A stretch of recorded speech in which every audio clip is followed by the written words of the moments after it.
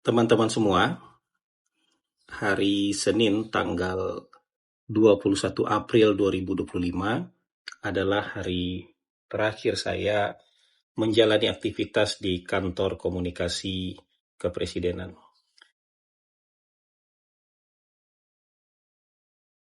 Itu sebabnya hari itu diabadikan. Saya meminta adik-adik dari Total Politik untuk mendokumentasikan aktivitas terakhir saya.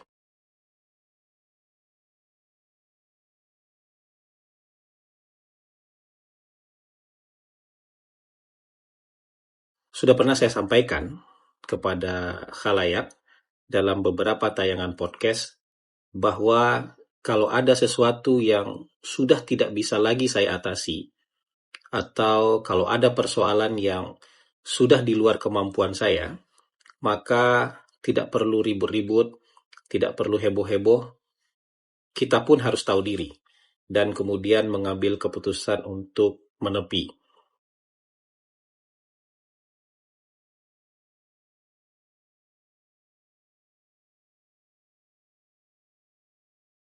Maka pada hari ini, 21 April 2025, sepertinya saat itu sudah tiba.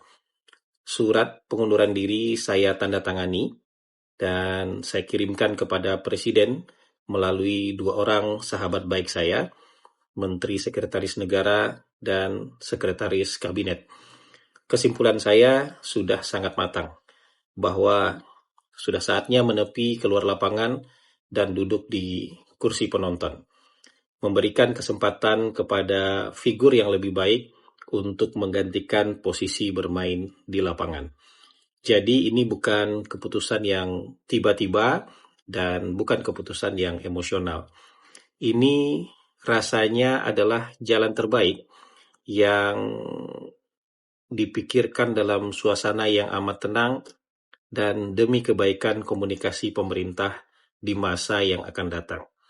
Saya mengucapkan terima kasih kepada Presiden Prabowo Subianto yang sudah memberikan kepercayaan kepada saya sebagai bagian dari anggota Kabinet Merah Putih. Dan tentu saja itu merupakan sebuah kehormatan dan kebanggaan bagi saya pribadi. Tapi saya juga harus meminta maaf kepada beliau jika selama memberikan pelayanan kepada Presiden masih jauh dari apa yang beliau harapkan. Dan teman-teman, dalam proses transisi kepemimpinan di kantor komunikasi kepresidenan nanti, jika dibutuhkan, sekali lagi jika dibutuhkan, saya pun dengan senang hati akan membantu proses transisi tersebut. Jadi, sampai di sini perjalanan saya di kantor PCO, dan kita tentu akan tetap sering bertemu di lain kesempatan. Sebab mungkin meskipun sebagai penonton, aktivitas saya tentu tidak jauh-jauh dari dunia politik dan pemerintahan.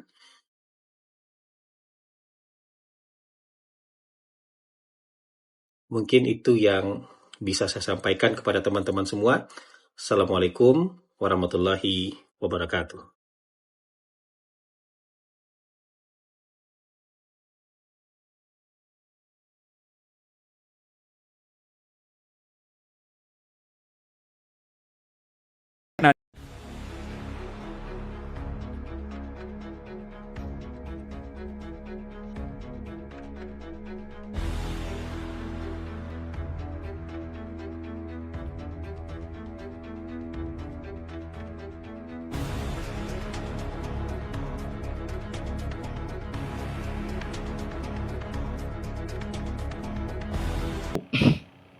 Yang dianggap ijazah itu loh yang diupload di media sosial akhirnya dipelajari PSI, sama PSI, ya bukan PSI. PSI. Ya sorry PSI ya yang punya ketua umumnya Kaisang itu. Lah itu kan mengupload, jadi belum tahu asli atau enggaknya kan dipelajari sama kayak Bang Rismon, kayak Roy Suryo, berikutnya golongan itu kan banyak kejanggalan. Mulai dari cetakan tulisan, foto apa namanya juga sowe itu kan Lah di situ, lah dari pihak sebelah kalau bilang begini, kalau nggak ada keputusan pengadilan nggak bakalan menunjukkan apa ijazah aslinya, kan repot. Untuk soal kayak begitu-begitu, kalau memang mau beretika baik atau biar nggak terjadi meluas perselisihan kayak begini kan ditunjukkan kan lebih iya, bijak, bagusnya gimana menurut abang itu? lebih gentleman. Lah sekarang begini loh, kalau lah terus ini kok sampai yang saya sanksikan itu yang dikeluaran dari PSI itu asli apa, kan begitu bang. Jangan-jangan itu untuk keduanya nanti di belakangnya aja kan biar rame seperti ini kan begitu. Makanya Roy Suryo kan langsung ditunjuk, langsung dipermasalahkan itu kan. Spesifik dia menunjukkan kalau ijazah Pak Jokowi palsu. Sementara yang ditunjukkan PSI kan masih samar. Punya siapa kan begitu. Lah untuk yang sebetulnya yang berkewajiban untuk membahas KS, maksudnya ya UGM sendiri harusnya, karena keluarnya dari UGM kan begitu.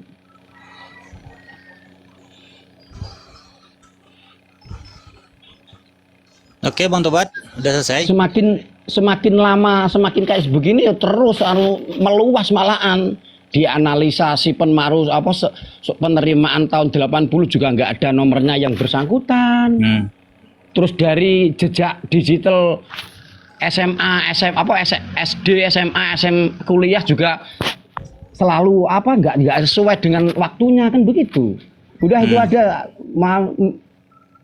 sampai di situ aja, nanti biar ada yang sedikit dijelaskan begitu dari yang ada di Komal ini. Terima kasih banyak, Host. Oke, terima kasih Bang Tobat. Tobat 9 ya, bukan Tobat Nasuha ya. Iya, Tobat 9. Oke, silakan Bang Den Bagus. Mungkin ada mau menanggapi Bang. Bang Den Bagus. Oke Bang. Ya, silakan Bang.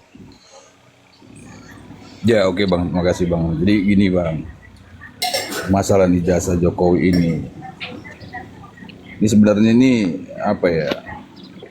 Satu lembar ijazah, satu bangsa itu resah, hampir satu dasawarsa itu Bang. Ya mungkin inilah harga yang harus kita bayar, karena pernah ada sebagian Oke, kita Bang Pau, siap Bang Pau, yang lebih suka membiarkan moralitas kita dijual kiloan itu. Jadi satu lembar ijazah ini satu bangsa udah resah ini.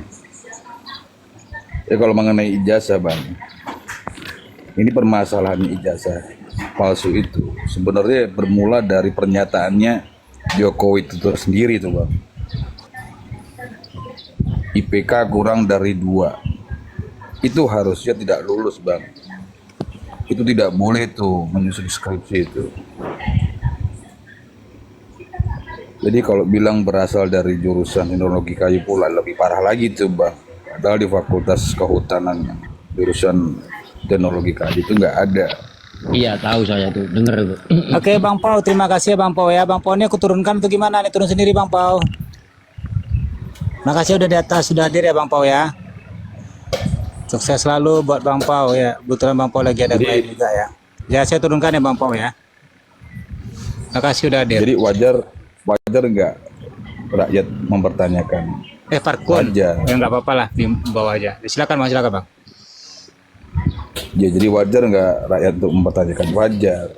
Ada kemungkinan dia tidak pernah kuliah, jadi tidak tahu masalah syarat-syarat lulus kuliah kan itu. Masyarakat pun juga berhak untuk mengetahui keaslian ijazahnya penjabat publik tuh Bang. Karena ada undang-undangnya nomor 14 tentang keterbukaan informasi publik. Kan itu penjabat digaji dari pajak rakyat. Jadi rakyat berhak itu tahu ijazahnya penjabat-penjabatnya, termasuk Pak Jokowi, termasuk Jokowi itu asli atau palsu. Kan itu. Jadi permasalahan ijazah ini sebenarnya isu yang terus bergulir membesar secara nalar politik. kalau isu tersebut nggak di-backingin oleh penguasa, mungkin juga mustahil akan sebesar ini. Makanya kalau penggambaran saya, maka secara politik saat ini itu hanya 6 pihak 7 yang tahu keaslian ijazah Jokowi tersebut. Jadi Tuhan, Jokowi, Prabowo, Hendro, Priyono, Luhut, Pratikno, sama PDIP. Kan itu. Jadi kita juga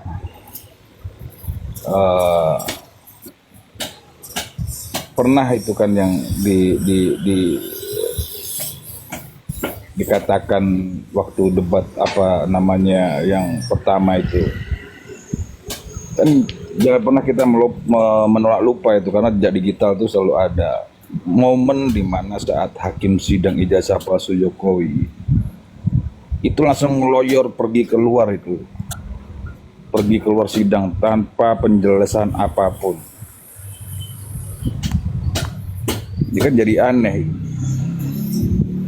Jadi kalau yang mengatakan tadi akun PSI yang mengatakan bahwasannya ijazahnya Jokowi asli, dan juga ada pengacara yang kemarin itu sama Sylvester juga mengatakan asli. Ini hati-hati, nanti suatu saat bila diperlukan akun-akun tersebut atau orang-orang tersebut itu bisa dilibatkan dalam gelar perkara. Nah, PSI itu sendiri kadernya itu saya tanyakan di sosmed. Saya katakan, bro, kok bisa punya ijazah aslinya? Mantap kali kau. Iya bang, itu foto bang, aslinya ada di lemari Pak Jokowi, ada di lemari beliau. Nah, kalau pemikiran saya yang paling dekat dengan Jokowi yaitu ketum PSI.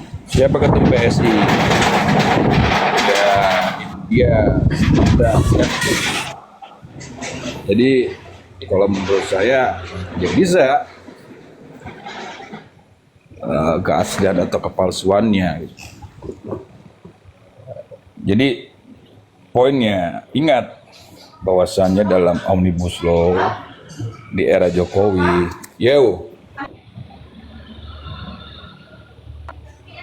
di Omnibus Law itu di era Jokowi itu pasal 768 itu Undang-Undang nomor 20 tahun 2023 itu dihapus dan diganti dengan undang-undang yang baru.